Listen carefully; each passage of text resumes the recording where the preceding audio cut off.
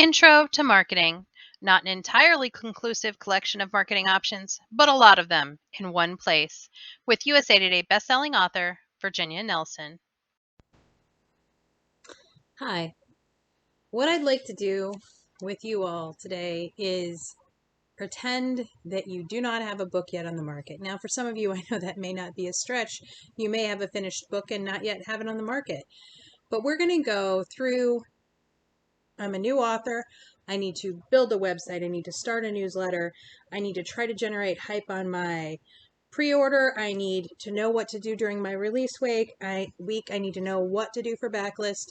That is what this class is really intended for. It is an introduction to basic author marketing.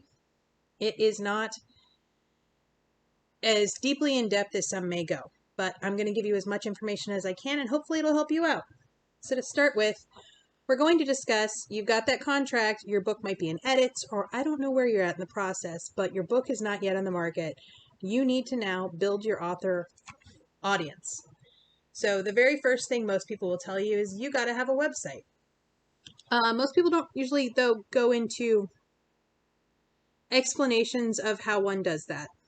I will say there are a lot of websites that will help walk you through it. I used to be with webs.com, which now has gotten bought out by Vistaprint. That's where my website's through. A lot of them have great dashboards that are super easy to navigate, but there are some information that you need to know about how readers and reviewers and other professionals in the industry are going to view your website, and perhaps then you can lean that website further into your genre, make sure you're kind of nailing that target audience. So, to start with, for the author website, let's discuss some color theory. So you can hire someone to build your website for you. It tends to be very expensive, more expensive depending on how good the website at the end of the day is going to be. But if you decide to do it yourself through one of those websites, something very important to keep in mind is color theory. What is color theory and why do you care? Great question, and I'm happy to explain it to you. In a nutshell, according to webdesign.tutsplus.com, in their Introduction to Color Theory for Web Designers, color theory is the interaction of colors in a design through complementation, contrast, and vibrancy. And you may be thinking, great, what does that have to do with my genre? Let's look at a couple of authors' websites in a few minutes, and we'll go over what that has to do with your genre. But first, let's actually go a little bit deeper into color theory, not real deep, I promise, and I'll explain what some of the colors mean, and you can maybe think about how that interacts with your genre. Here comes. So here's a website on color theory in regard to website design. It goes through some of the pieces of, this is from thenextweb.com, some of the pieces of different colors and shows you examples and kind of tells you what meaning those can have subconsciously to the people viewing the website. For instance, red promotes power, importance, and youth. Orange, friendliness, energy, uniqueness, so perhaps YA titles might want to consider those colors. Yellow to promote happiness, enthusiasm, and antiquity for darker shades of yellow. Green, growth, stability, financial themes, environmental themes. Blue is where you want to talk about calmness, safety, openness, reliability. If you're talking about darker shades, it has a certain elegance to it. I see a lot of blues tend to go, by the way, in your mystery writers. Some suspense. We get a lot of blues. Purples, luxury, romance, lighter shades, mystery for darker shades. Purples, and if you notice there's like a lot of chocolatey brown on this page, in this case because it's Cadbury. Chocolate is another, similarly to purple insofar as the color signifies luxury, comfort. Black promotes power and edginess and sophistication. I mentioned the chocolate, by the way, is because that is a major color in my website. I write romance, so I want people to think about chocolate decadence. Black promotes power, edginess, sophistication. You can see how clean and modern that website looks. White is cleanliness, virtue, and simplicity. It's when you really have striking stuff in the design that you want to kind of promote. Gray, neutrality, formality, melancholy. Beige traits of surrounding colors. So in this case, the blue is the surrounding color, so it adds a sort of elegance. Beige is used to draw out other colors. Ivory is comfort, elegance, and simplicity. And in this case, again, you see that kind of chocolatey brown brought in because it's a coffee shop, so they're trying to give you the idea of yumminess. So yes, that is some options for color theory. Anytime we discuss color theory, you then again come into the conversation of negative space or blank space. The amount of blank space you put around an object determines how much attention your viewer is going to pay to the object. So for instance, right now there is a lot going on around me, but there's a nice big blank white space by my head. It probably is automatically drawing your eye to this side of my face just because of the way human brains work. White space is important in our manuscripts, for instance. That's why we break up paragraphs rather than having big long chunks of text. It again creates some white space and keeps the reader from feeling fatigued by the amount of text that are ahead. The same thing is true on your website. So here's a short clip on negative space and white space. Mentor blog has a great article on white space in web design, definition and practices, kind of giving us more information if you'd like to read further into depth. But it also defines white space. White space, also known as negative space, is the empty space around content and elements on a page. It balances the page design, organizes the content and elements, and improves the visual experience for the user. Kind of like in writing, where we want to include some white space, we want to have paragraphs that break up our storytelling so it's not just a giant wave of text coming at the reader. We want to consider white space as well in our website design. Now that we've discussed color theory a little bit and the use of negative space, let's look at a few authors' websites, famous authors, and see how they've used that information in their own website design. Let's look at that. I'm going to take a look at Stephen King's website. As you can see, there is a banner at the top. It's got a nice big section for a few of his books with, the cover art as well as a little bit of information about them. You can click for more info. If we scroll down, the total options available to the option are the author, where you can learn about Mr. King, news, FAQs, contact, newsletter, miscellaneous, Dark Tower, all works, upcoming new releases, and dollar babies. But definitely the things that are featured on his website are his works, his upcoming works, some information about him, news and FAQ, and then he has a section on one of his series. Some things you may have noticed about Mr. King's website are, for instance, remember how I mentioned a lot of horror authors are going to see black? It's Halloween, it's spooky, it's horror, it sets an expectation. Just like as an author, when we make that author promise whenever we're writing in a specific genre. So for instance, I write in romance. My author's promise is that there will be a happy ever after at the end of the story, for that is the promise of all romance.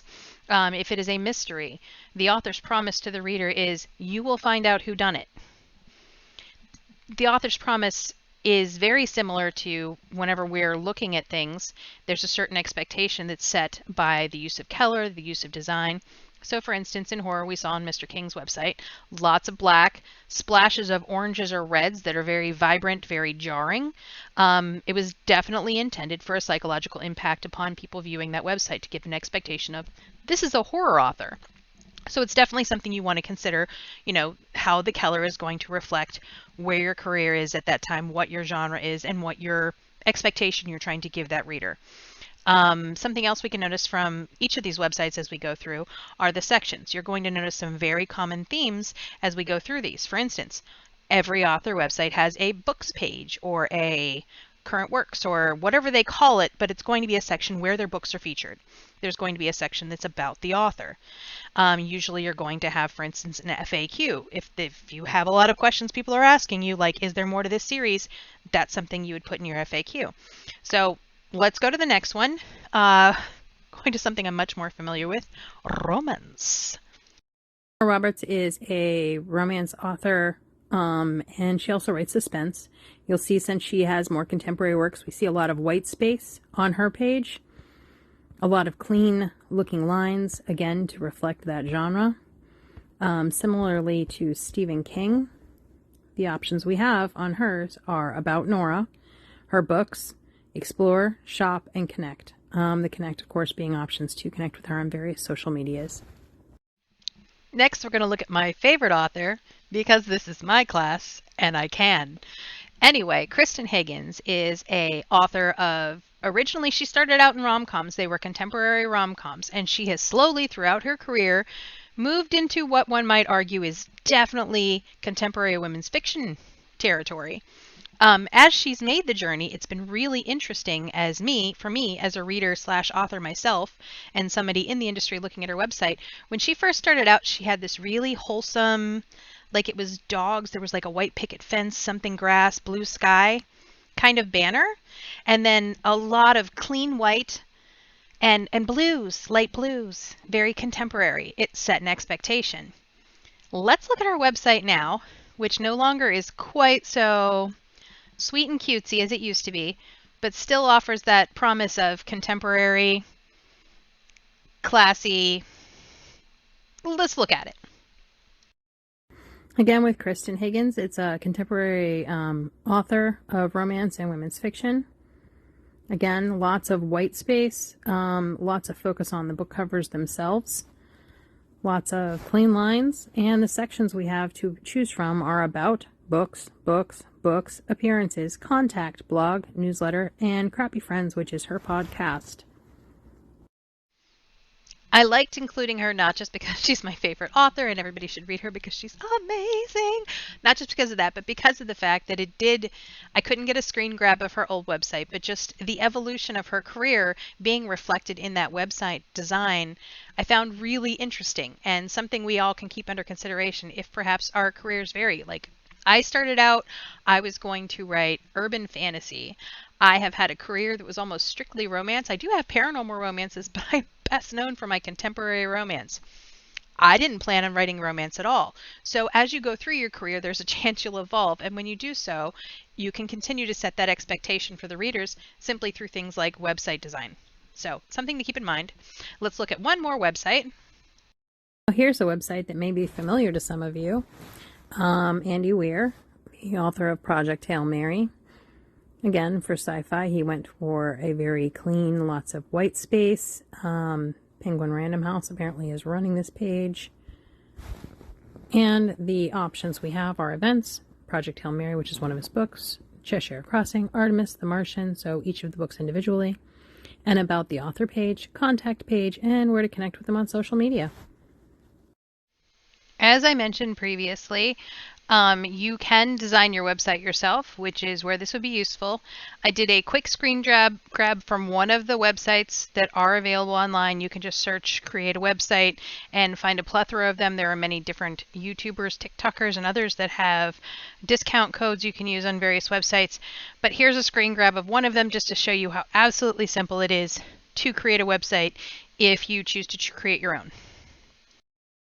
As I mentioned, this is how simple website design can be. I figured I would pull up a website designer and show you guys how easy it'll be. Here we get to pick our theme.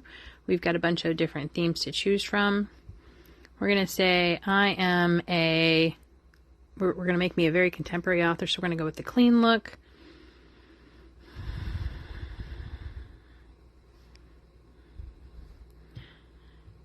Let's build our website.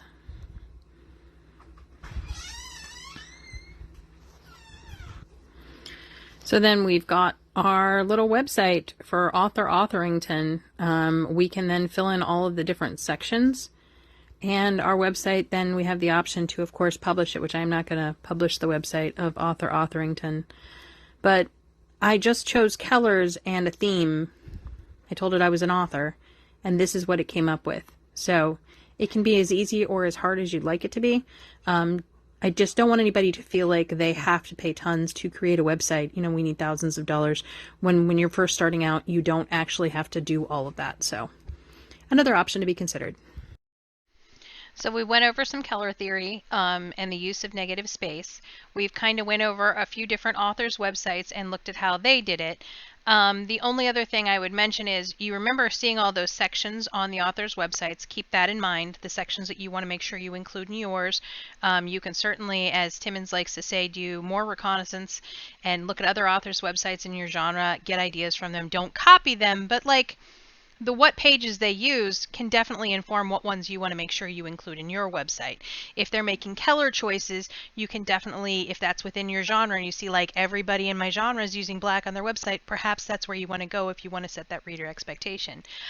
Do make sure though, you'll notice on all of those websites, if you rewind the video and look back, they all had social media links on each of the web pages. So you had it on the home page, you had a connect section, they had them included everywhere.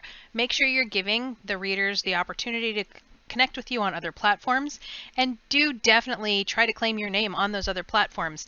Ones that I personally use, I use Facebook sparingly. It's great for Facebook parties. There's certainly, for my readership, a good number of them that are still over there. I use Twitter, I use Instagram. I'm working on TikTok. I'm familiarizing myself with Book Talk still, which is the hashtag on TikTok where most of the readers seem to live. So, I mean, there are a lot of different social media platforms. My one big tip on social media is this. We'll go into it a bit more in the building your newsletter audience, but find one that feels organic to you. If you, for instance, have a real interest in photography and you feel like you can tell stories not just with words but with pictures, Instagram might be the home for you. That might be your main base when it comes to social media. That might be the place where readers have to go to really find out what's going on with you. And that's okay. You might be like really, really into Facebook or Meta or whatever. Cool. Find your audience there. Find a way to connect with them. It does not matter what platforms you're using if you find your readers there. So it's another case of you do need to know your audience. With that said, let's move on to building your newsletter audience and how to make a newsletter. Use MailChimp as an example of how easy it is to actually create the newsletter itself. In this case, we're going to want to send out a regular email. We're going to name the campaign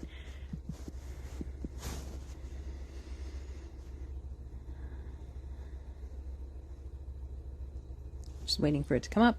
So once we've done that, we are now able to draft our email. In this case, the newsletter, we can decide who we're sending it to. We can add recipients from a chosen audience. So once you've got some subscribers, you can just send it to your chosen audience. You determine how the from line looks. You determine the subject of your newsletter, and then we can go ahead and add the content. I think it's going to make me choose an audience. Okay. You can personalize the to field. 1 second. So then once we can click design email, we can then select our template. So in this case, we're just going to pick a really simple template. We'll go with the 1 column. And then we can go ahead and add all of our design elements. This looks way better on browser on a computer, but you get the idea. Here we would insert our graphics, insert our text, and then go ahead and send. So from there, we're going to move on to, that's the mechanics of how you build the website and how you build the newsletter, but how do you get people to subscribe to your newsletter? Because I mean, it's great if you can make the newsletter. That is very important. And if you've got any Photoshop skills, you can make graphics for your newsletter. I will go into graphics a little bit on pre-order stuff, but the website is great and the newsletter is great, but how do you drive people to the newsletter? So there's a few different ways you can create a newsletter subscriber list. Once you have created subscribers, they will remain on your list. You can keep them on your newsletter. One of the in-person options is, of course, if you're doing a signing or a live event, have a clipboard or other option for people to go ahead and literally sign up their name and their email address to subscribe to your newsletter in person. That certainly is still an option to you. Not necessarily the best numbers though there. You would like to get hundreds, if not thousands, of people subscribed to your newsletter ultimately. So another great way to do it is when you're going through your edits on your book, you will sometimes have a sun that walks through the frame. You will sometimes have deleted scenes, or maybe whenever you were brainstorming the book, you wrote a side chapter from another character's POV that ultimately didn't make it in the book. Or maybe you always wanted to write a what happens after chapter or two for these characters. You're still so deeply in love with them. You still want to, use their voice a little, so you write another 2,000 word scene. That's awesome. You can use that as a newsletter newsletter subscriber only giveaway. So you can put on your social media, your Facebook, your Twitter, that, I'm giving a free chapter sneak peek or whatever to newsletter subscribers. Sign up here. Another option to you, of course, is just posting that they should sign up to your newsletter on your actual website, or not website, social media, on your social media. So like you can put on your Twitter, newsletter goes out with my new releases, please sign up. You can put that on your Facebook and have a link to sign up for your newsletter. You will certainly get some from there. Where I have usually found my largest numbers of followers for the newsletter has been in various giveaways. This is one of those cases where, again, this can be as cheap or as expensive as you'd like to make it. You can use a website called Prolific Works. I will do a short demonstration of Prolific Works in a minute, but before I do, you could do something like that and do a giveaway of another work. So if you have a backlist title that didn't do as well, or if you had a story that you've written and you've edited and it's really, really clean, you can do that as a giveaway to people who sign up for your newsletter within a certain period of time. You can give away Kindles. Sometimes they'll go on sale. We found them as cheap, I think, as like $49 at different points in time, sometimes on Black Friday or whatever. You can give away a Kindle. You can give away a $50 Amazon gift card. You can create a promotion with other writers who are releasing around the same time as you, where you guys all chip in, 10 or 20 bucks and then are able to give away a $100 gift card. You can do any number of giveaways to people who sign up for your newsletter, and that frequently will get you a lot of followers. Now, are those followers genuinely interested in your work, or were they just there for the freebie? But I mean, that's the best I can say about that. It is a good way to get a lot of newsletter subscribers in bulk. Hopefully some of them will be quality subscribers. So, newsletters, yes. Once your book is listed, so we're moving into the pre-order part. Once your book is listed on retailers like Amazon and Barnes & Noble, etc., it can be up for pre-order, but so long as it is listed, it now is time for you to create your BookBub author account. What's a BookBub author account? Hang on, I literally will show you. Excellent tool for authors is BookBub. You will want to create an author account at BookBub. You'll want to upload a picture, do a little blurb, tell them what genres you do.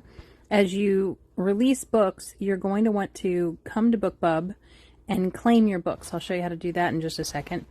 But they have a list of all of the titles by you. They'll list some reviews if you have posted reviews to various works. They'll list who you're following as well as all of your followers. The number of followers is important if you are trying to get a pre-release alert to go out to your various BookBub followers, but we'll go into that in a bit. In regard to how you would add books, so once you have created your BookBub thing, you'll click Manage Books because you won't have any books, and then you're going to just add books. There it is. Add books. You will type in your name.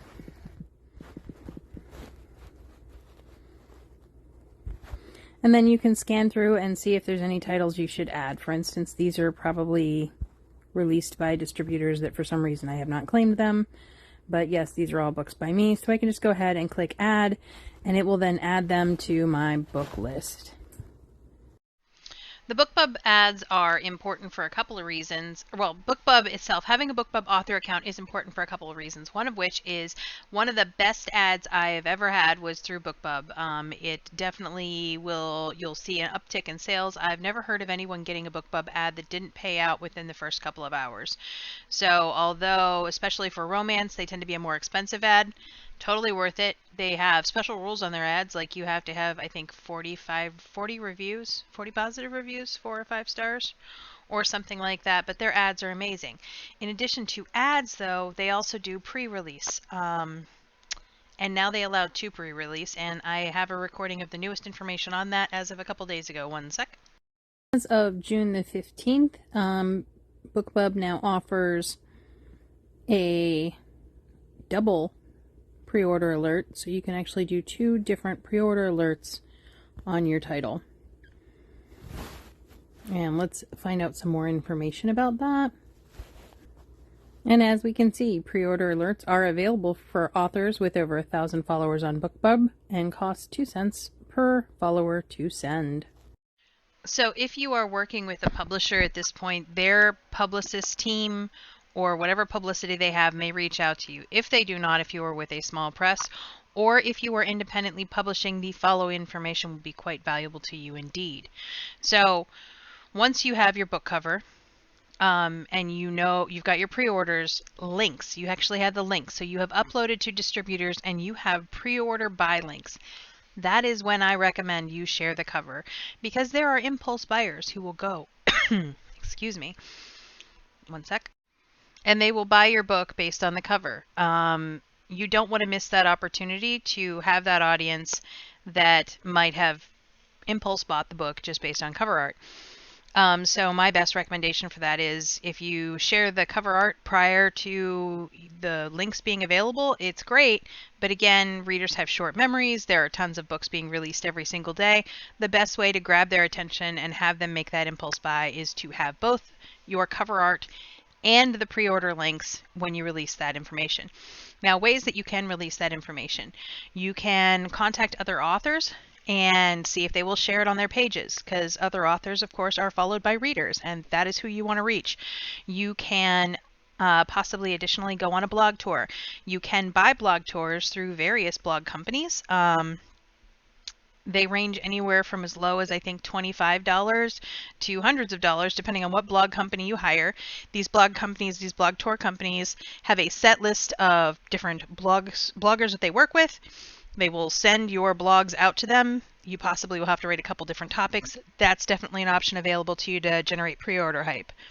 Another thing you can do is you can, for that cover reveal, aside from having other author friends share it, you can have an event. You can have a Facebook party, for instance. Facebook parties, it varies as to how productive they are in my personal experience, but I'm not going to say they're not productive because I've gotten some really great long-term readers from them in the past. A lot of people will attend them specifically for giveaways, so you do want to make sure you have some giveaways prepared, whether that be free books from your backlist if you have a backlist, or actual items that you have purchased for said giveaways. You can release during the pre-order party. Maybe you give a first chapter sneak peek or a scene sneak peek, or create some graphics. In regard to graphics, I did mention I was going to go into that a bit further. If you have Photoshop, access to Photoshop, and it's not that expensive, if you have access to Photoshop and access to YouTube, you can pretty easily teach yourself the basics of what you need to know to be able to create pre-order graphics. You can also buy them. Some kinds of graphics you might create could be things like a countdown, 5 days till release, 4 days till release, have a picture of your book cover in the corner, you know, a big number 4 in the book cover. Another possible option would be something like perhaps you do a graphic that is, by the way, if you're doing the Photoshop thing, you can write this down.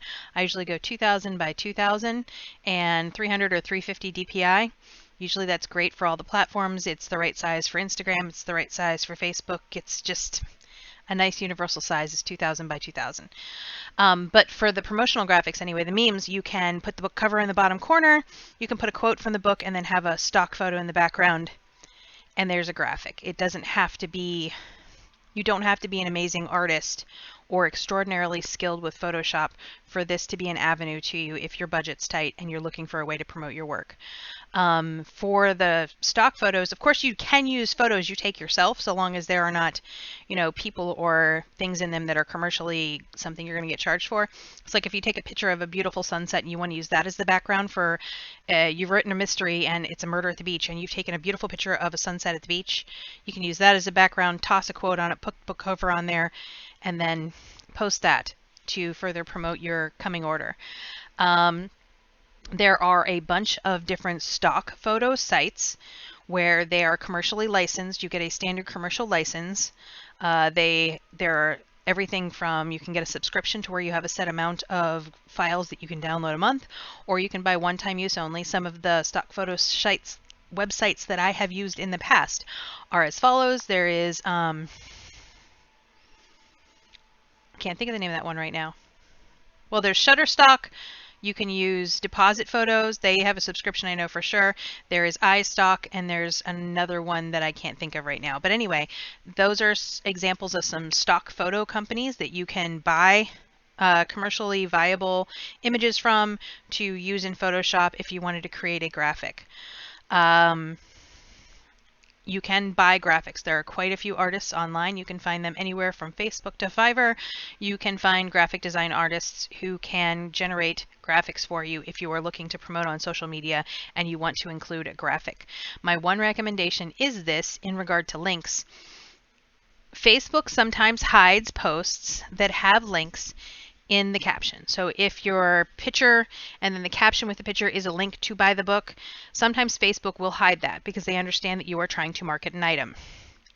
A way around this, as of right now, that kind of works sometimes, is you post the graphic and maybe a sentence or two, and then you put that link in the comment section. It's not perfect. I don't write code. I cannot promise and guarantee you this will allow you visibility, but maybe it helps some. Other options for while your book is on pre-order to help generate buzz if it's your first time out. I mentioned you can buy a blog tour. I mentioned you can have a Facebook release party. I did not mention podcasts. You can go on podcasts. You can be a guest on a podcast and discuss any number of topics, and either the topic can be related to your book or they can have you on as author of upcoming release. And again, that is sort of an organic promotion for your work. You can contact influencers, like I said, send out a book box. You can get in collaboration with other authors and create an event that you're going to throw to, again, generate sales toward the pre-order. So there are a lot of things you can do, even if you don't have an audience, to kind of broaden your reach on that first book and get the word out as much as possible. Because no matter how wonderful your book is and no matter how wonderful your cover art is, there are thousands of books released a day, and if people don't know it exists, they don't know to go buy it. So that's what I got on pre-orders. So let's jump ahead to the release day. Okay, I did forget to mention, you can also, by the way, for your pre-order events, you can totally try to schedule a live event in your area if there's a bookstore or a library that will host you. I have gone to libraries and done talks before, as well as signings there. I have gone to small bookstores before as an invited guest. Sometimes there are, book fairs or whatever in your region. You can certainly try to plan an event on your release day or once your book is released, a live event to celebrate this. I know some people who have thrown basically a tea party for their release party and invited local readers or whatever. If you're writing YA, perhaps you can get an opportunity to go talk to a local school, like a high school or whatever. There are a lot of different opportunities available to you in person. I don't go into those as much just because in my personal experience, they do not generate the numbers of sales that you're going to get from those digital promotions where you can reach thousands instead of 10. I'm not saying that in-person events aren't important. I'm just saying that if your goal is to survive based on an author paycheck, it helps to sell thousands. So, release day / week. We did talk about release parties already on Facebook. You can do boosted ads. With boosted ads, I have read tons online and I have gotten so many varying bits of information. I will tell you some of the things that have worked for me. Not targeting the audience that I actually want to hit, which makes no sense. But I will put readers and book in my, people who enjoy this that I also want to hit with this ad. But I'll also put things like, so say it's a billionaire romance. I'm going to put down shoes. I want women from 18 to 54 who like shoes. Because there's a chance if you're into shoes, you're going to be into this billionaire romance. Maybe. I have found that broadening your search terms beyond that which seems obvious to you to try to hit. So say I have written a YA about high school angst. It would seem automatic for me that I wanted to target, the 12 to 18 age bracket, and that I want to, attract readers, and I want to attract people who are into, maybe my story features my story features a character who really likes to read manga, so I'm going to put manga as a search term. It doesn't hurt to put in other stuff that also might be search terms. What games are in right now? You're trying to reach kids. What game is in right now? Like a year ago, the answer would have been Among Us. So maybe you're going to put people who like Among Us as another option on your search field because you're trying to reach the kids. Which sounds terrible, but you're right, you've written a YA. Also, when you've written YA, something else to keep in consideration is there are a lot, I am one of them, of adults who enjoy reading YA. So perhaps your search range would be 12 because that's your down limit of who you'll think be able to consume this chapter book, to maybe you do 43.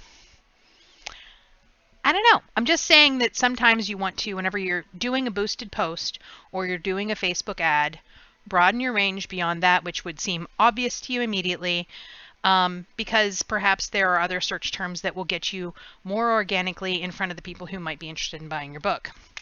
I mentioned BookBub ads. I mentioned Facebook ads and boosted posts.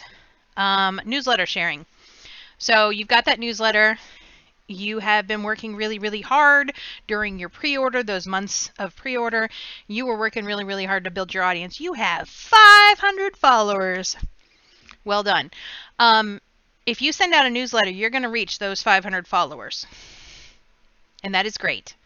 But if you swap with Darcy, the author over here, and you say, hey, I will mention your book in my newsletter if you mention mine in yours, she then gets an extra 500 views from people who might not have otherwise experienced her work, and you get exposed to her audience of 3,000 that she's built up over the 10 years of her career. Newsletter swaps are wonderful. Newsletter swaps are great. So whenever you're networking on social media, keep in mind author groups are wonderful. Finding other authors in your genre is wonderful. Finding other authors outside your genre is wonderful. Maybe your friend writes horror and they've got a newsletter and you guys agree to newsletter swap. So you're going to do it in October. You, the romance author, are going to put, and if you're looking for something a little creepy this month, check out this amazing story that I read, before it was born to the world, whatever. You say whatever there, and then you post a little bit about their book cover, and a buy link.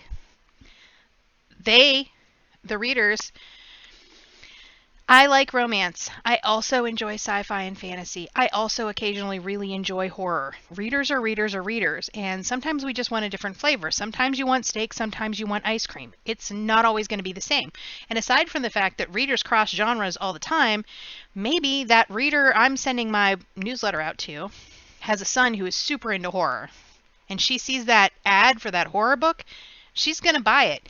She was not buying it for herself. She's buying it for her kid who's super into horror. And yeah, it looks like something to be his jam. So newsletter swaps among authors, regardless of genre. Now, I will say there are exceptions to this. For instance, if you write erotic romance and your friend writes YA, probably you shouldn't swap newsletters. But assuming that, both audiences are humans who are old enough to consume the material that you are sending out to them, newsletter swaps are wonderful, and it's a great way to expose yourself to an audience who perhaps might not otherwise have seen or heard of your work. Newsletter sharing. Cross-post author pals. Again, those same author pals that you were swapping newsletters with, you share their work when they have a new release, they share yours. I do know there are some authors who will create Amazon associate accounts. This is not something I do, by the way, but this is something that I do know some authors do. So if you're looking for an additional revenue stream, you can create an Amazon associate account. And when you are sharing, fellow authors' works, you can use your associate link, and then you get, I think, a very small percentage from Amazon for the bounty of having driven that sale to Amazon. So something else to be considered. Cross-post author pals. Yes, so release week, again, so those are some options you have available to you. In-person events, you can do digital events, you can have lives. You can do a live on your release day and read a chapter or a scene, a select scene that you think are really going to intrigue readers. You can do a Q&A on your release day on live on Facebook, I think Instagram now, TikTok. There are a lot of different avenues to go live. And again, like I said, you of course can do an in-person event. So that's some options available to you for your release week. I am going to include my eggs all in one basket speech at this point. The pertinence of my eggs all in one basket speech for this particular instance is this. When you are releasing this book, whether you release that first book independently, whether you release it with a small press, or whether you release a trad, definitely always keep in mind that it is a good idea to diversify your career. And here's a little bit more on that. The eggs in one basket speech goes like this. When I first started my publishing career, I submitted my book to 27 different agents and publishers a week. And I got rejected for a solid year.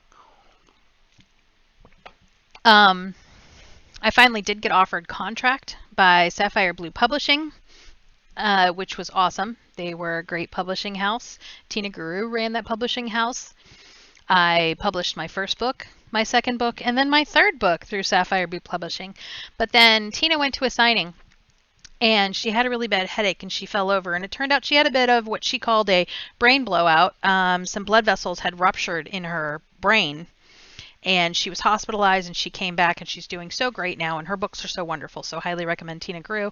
But she couldn't run the publishing house anymore. So Sapphire Blue closed their doors, and I went from being multi-published with a book that was listed on a bunch. Graveyard Reads said I was best debut author of 2015 or something like that. There was a bunch of websites that really liked my work.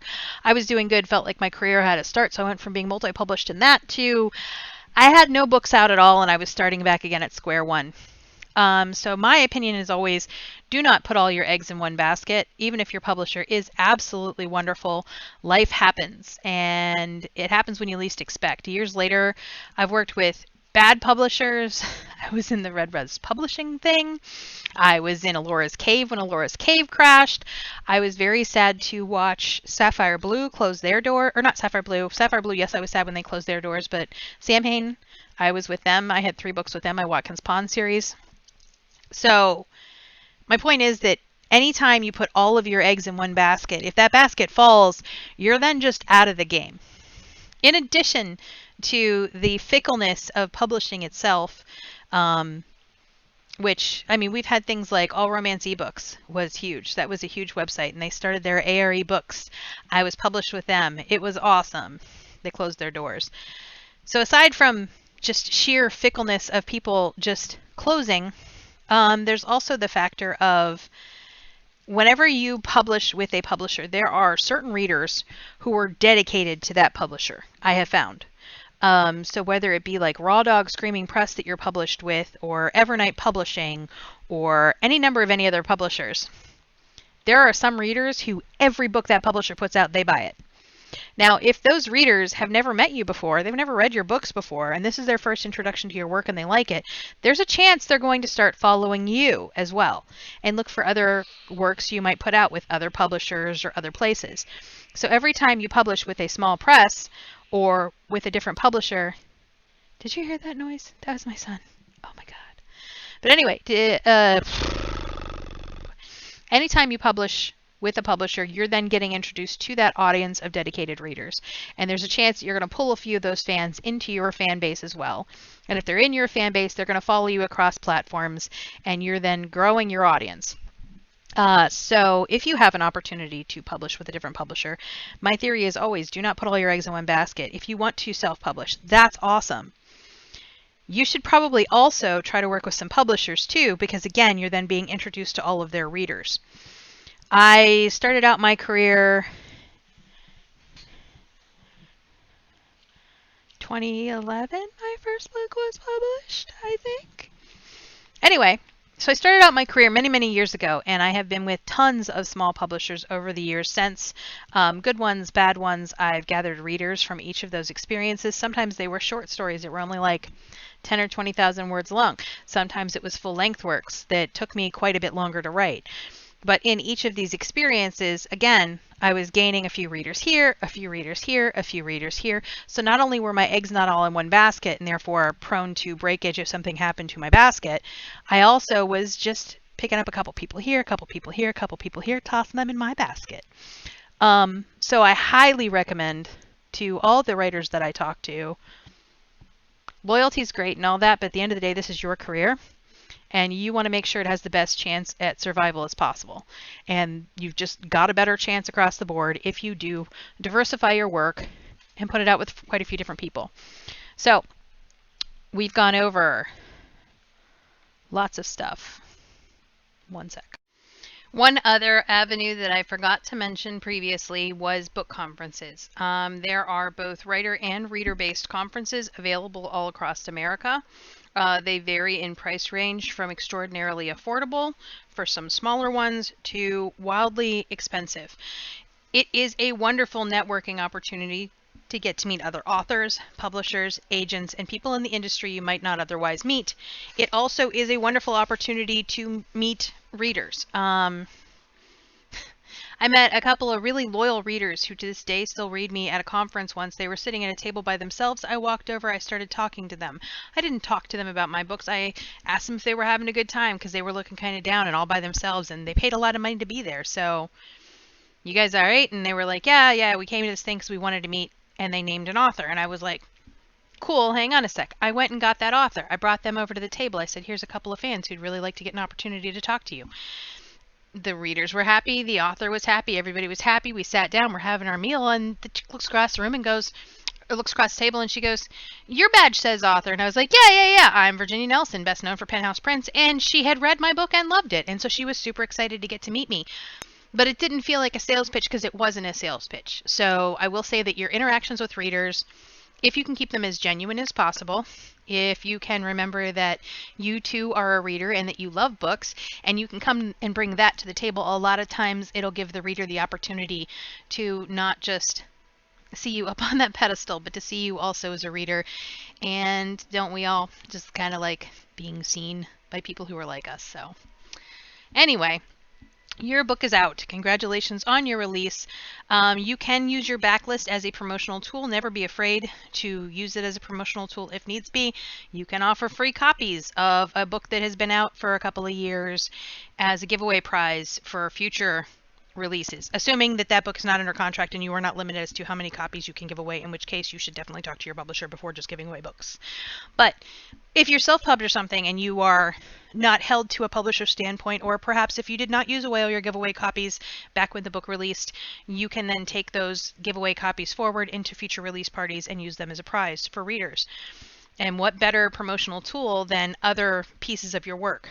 So that is about all I have, I think, for you. In conclusion, we've gone over a bunch of different promotional opportunities available to you. We've discussed how to build your platform. We've discussed eggs in one basket. That's about all I have for you.